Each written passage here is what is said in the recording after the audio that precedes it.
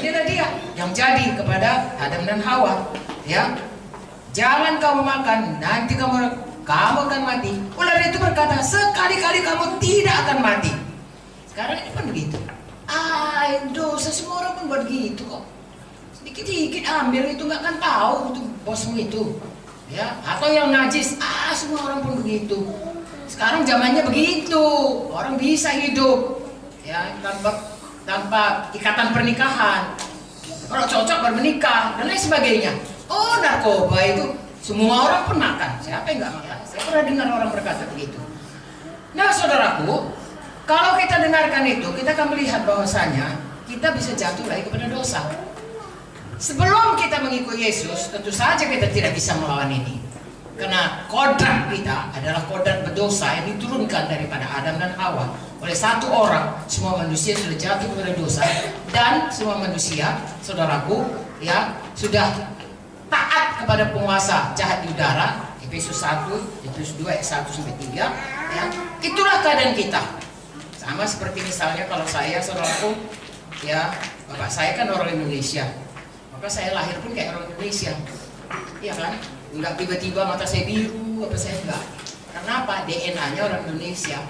DNA saya orang berdosa, saudaraku.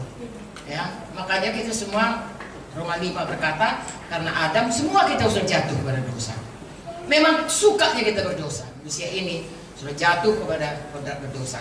Itu sebabnya Tuhan rencananya yang semula yang menciptakan manusia segambar dengan dia, mulia, itu sudah rusak oleh karena dosa, tapi Tuhan tidak pernah mundur dari rencananya. Puji Tuhanlah. Dengan demikian kita tetap punya pengharapan, kita bisa dipulihkan. Amen. Itu sebabnya dalam Kejadian 3:15 kita mendengar Tuhan berkata, nanti, ya, saya bacakan, aku akan mengadakan permusuhan antara engkau dan perempuan ini, antara keturunanmu dan keturunannya. Keturunannya akan meremukkan kepalamu dan kau akan meremukkan tumitnya. Dan kata lain, Yesus akan lahir untuk menebus kita. Dia akan mati, saudaraku, tapi setan dipatahkan kuasanya. Amin. Haleluya. Siapa yang percaya kepadanya, bisa Yohanes 3:16 berkata, tidak lagi dihukum karena upah dosa itu adalah maut. Roma 3:23 berkata, semua manusia sudah berdosa. Roma 6:23 berkata, upah dosa maut, tapi kasih karunia Tuhan keselamatan dalam Kristus Yesus. Jadi seberapa kita yang mau, saudaraku, menerima Yesus manusia ini, maka dia pindah daripada gelap kepada terang. Dari hamba dosa jadi hamba kebenaran. Dari kerajaan gelap kepada kerajaan sorga. Dari anak setan menjadi anak Bapa di sorga. Bagian kita percaya, bagian Tuhan menyediakan darahnya.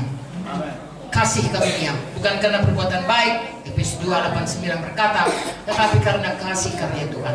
Tapi itu datang kalau kita percaya.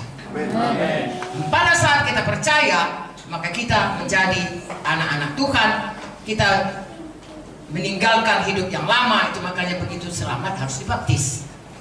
Ya, baptis selam itu tidak usah menjadi perbantahan, karena arti daripada baptis selam itu adalah menanamkan. Diselamkan, dibaptiso, artinya ditanamkan manusia lama, lalu bangkit seperti Yesus bangkit dari kematian. Kita juga bangkit kepada hidup baru dalam Yesus. Amen. Manusia lama ditanamkan, itu proklamasi kita, kayak proklamasi kemerdekaan.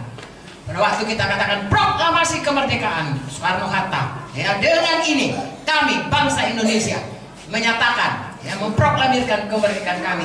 Tidak ada bangsa lagi yang kita izinkan untuk menjajah kita. Kita mengatakan kita bangsa merdeka. Tapi kalau saudara lihat sejarahnya, saya lahir tahun 43, saudaraku, zaman Jepang, tahun 45 merdeka. 46-47 ada aksi polisioner, yaitu orang-orang sekutu Belanda dengan Inggris dan ya itulah sekutunya. Serta 10 November itu mereka menyerang lagi Indonesia, mau mengambil kembali. Kita pun begitunya. Sesudah pun kita terima Yesus, akan ada, ya, aksi-aksi daripada musuh untuk menarik kita kembali. Kalau bisa membunuh, mencuri, membunuh, membinasakan, ditariknya kita keluar daripada keselamatan. Kalau bisa. Kalau tidak bisa, diganggunya kita sehingga selama hidup kita tidak pernah sampai kepada maksud Tuhan.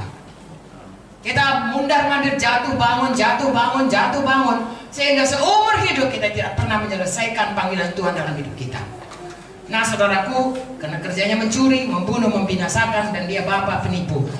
Untuk itulah kita harus tetap teguh mengikut Tuhan sampai kepada panggilan Tuhan selama kita berada di dunia ini. Nah, ada kurun waktu kita di dunia ini. Sejak mulai kita selamat, sejak mulai kita menjadi hamba kebenaran, sejak mulai Yesus ada dalam hati kita, itulah perjalanan kita dimulai untuk dipulihkan Tuhan seperti dulu waktu dia menciptakan manusia di Taman Eden. Saudaraku, nanti di Yerusalem itu adalah Eden yang berikutnya, saudaraku. Ya, karena dunia ini nggak lagi bisa, udah rusak serusak-rusaknya. Jadi Tuhan ciptakan kepada kita rumah baru, dan itu rumah baru turun, saudaraku, ke bumi jadi Yerusalem baru. Karena Tuhan akan diam dengan kita. Sebenarnya itulah kehendak Tuhan.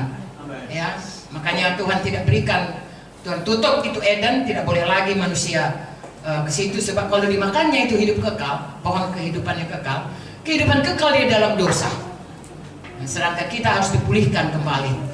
Karena selama kita hidup ini, mari kita terus bertumbuh, dipulihkan kembali kepada kehidupan yang seperti yang dikehendaki Tuhan.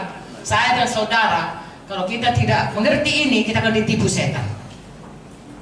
Ya, ada 3 perkara dalam hidup ini yang bisa menarik kita sehingga kehendak Tuhan, rencana Tuhan mau memulihkan kita kembali seperti tadi.